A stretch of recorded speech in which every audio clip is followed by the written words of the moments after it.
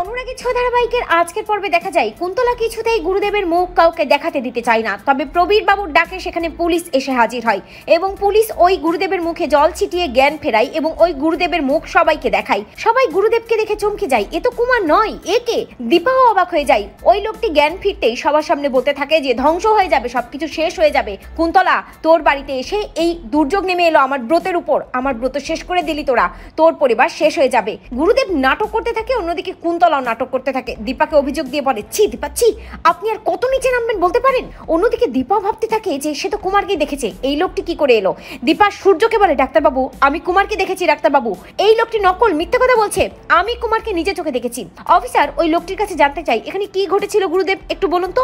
ওই লোকটি নাটক করে বলে, আসলে আমি নিজের ঘরেই ছিলাম, হঠাৎ চারদিকে ধোয়া ধোয়া হয়ে গেল, আগুন লেগে গেছে ভেবেই আমি নিচে নেমে এসেছি এবং আমি পালিয়ে যাওয়ার চেষ্টা করি, নিজের প্রাণ বাঁচানোর চেষ্টা করি, কিন্তু কেউ আমাকে আঘাত করে, আমি অজ্ঞান হয়ে পড়ে যাই, আমার নাকে মুখে কেউ একজন স্প্রে করে দেয়, এছাড়া আমি আর কিছুই বলতে পারবো না, আমি আর কিছুই জানি না, আমি তো জ্ঞান হারিয়েছিলাম। তবে যেই করুক এরা আমার ব্রত শেষ করে দিয়েছে, আমি এদেরকে কোনোদিন ক্ষমা করবো না, কোনোদিন না। কুন্তলা গুরুদেবের কাছে নাটক করে ক্ষমা চাই, কিন্তু গুরুদেব তবুও কুন্তলাকে ক্ষমা করে না, কাউকেই ক্ষমা করতে চায় না। গুরুদেব খুব রেগে থাকে। অন্যদিকে সূর্য, প্রবীর বাবু সবাই মিলে দীপার হয়ে কুন্তলার কাছে ক্ষমা চাই। দীপাও বলে, আসলে আমাকে মাফ করে দেবেন কুন্তলা, আমি বুঝতে পারিনি, আমার শ্বশুর মশাই, আমার স্বামী এই অপরাধীর মতো দাঁড়িয়ে আছে, এটা সহ্য করতে পারছি না, যা হয়েছে তার জন্য আমাকে ক্ষমা করে দেবেন। তবে আমি যা করেছি সবটাই সোনা রুডি এদের জন্য করেছি, আমার মেয়ে যাতে ভালো থাকে তার জন্য করেছি, সত্যিটা জানার জন্য করেছি। কুন্তলা রেগে গিয়ে বলে, কিসের সত্যি, কিসের সত্যি বলুন তো দীপা, আপনি আর কত নিচে নামবেন, কেন বারবার এক কথা বলেন। আচ্ছা আমি না হয় সৎমা, কিন্তু কৃষ্ণ কি কখনো আপনার কাছে আমার নামে অভিযোগ দিয়েছে? সব সৎমা নাকি খারাপ হয়? আপনারও তো সৎমা আছে। এবার হইলো আমার ছেলে রুডির কথা, আমার ছেলে রুডি কি আপনার মেয়েকে জোর করে বিয়ে করেছে?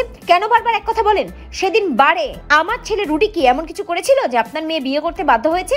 আপনার মেয়ে বুঝি খুব সাধু? সেদিন তো বারে আপনার মেয়ে মাতলামো করছিল, তারপরেও আমি আপনার মেয়েকে মেনে নিয়েছি, আর এরপরও আপনি আমার ছেলেকে কেন অভিযোগ দেন? সেখানে রূপা এসে দাঁড়ায় এবং রূপা মায়ের হয়ে কথা বলার চেষ্টা করে, কিন্তু যখনই বাড়িতে ঢুকতে যাই কুন্তলা রূপাকে বলে, দাঁড়াও, তুমি এই বাড়িতে ঢুকবে না। অন্যদিকে কৃষ্ণ কুন্তলাকে বলে, কেন রূপা কেন এই বাড়িতে ঢুকবে না, ও এ বাড়ির বউ। কুন্তলা নাটক করে বলে, আসলে কৃষ্ণ তুমি আমাকে সৎমা ভাবতেই পারো, কিন্তু আমিও রায়বাড়ির বউ, আমার এ বাড়িতে কিছু নিয়ম নীতি আছে, এবার এটা আমার শ্বশুর বাড়ি, আর সেই নিয়ম আমি লঙ্ঘন করতে পারি না। বধূবরণ না হওয়া পর্যন্ত আমি বউকে ভেতরে ঢুকতে দেব না, বধূবরণ করার অধিকার আমার আছে, আর আমি বধূবরণ করব, এই বলেই রূপাকে ওখানে আটকে রাখে। অন্যদিকে সোনাকে কোথাও খুঁজে পায় না রুডির বাবা, বেশ আপসেট হয়ে যায়, কোথায় গেল সোনা, কি হলো সোনার? সোনা যদি তার কথা না শুনে ও বাড়িতে চলে যায় তাহলে তো কুন্তলা তাকে ছাড়বে না।